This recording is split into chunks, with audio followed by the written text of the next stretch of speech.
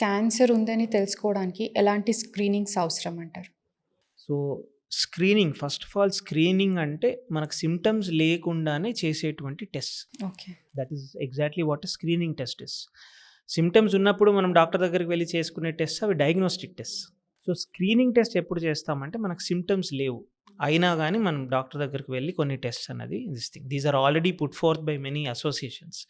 ఇప్పుడు ఎవరైనా elderly lady 45 to 50 దాటిన తర్వాత మ్యామోగ్రామ్ చేయించుకోవాలి. Okay. Yearly or at least once every 2 years mammogram చేయించుకుంటే మనకు తెలియకుండానే మన బ్రెస్ట్లో ఉండేటువంటి చిన్న చిన్న క్యాన్సరస్ గడ్డలు కానీ లేదంటే ప్రీ క్యాన్సరస్ గడ్డలు కానీ గుర్తించవచ్చు. అండ్ ఎందుకు ఈ స్క్రీనింగ్ టెస్ట్ అంటారు అంటే this are low cost test.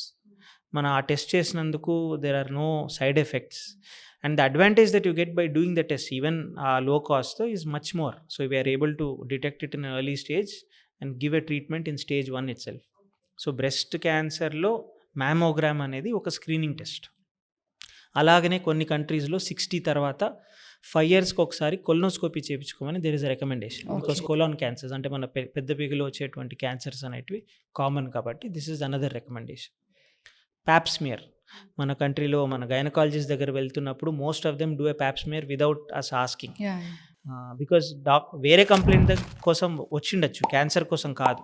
But this is something if you detect it అంటే 1000 patientsలో చేసి ఒక పేషెంట్లో డిటెక్ట్ చేసినా కానీ you can save their life early on.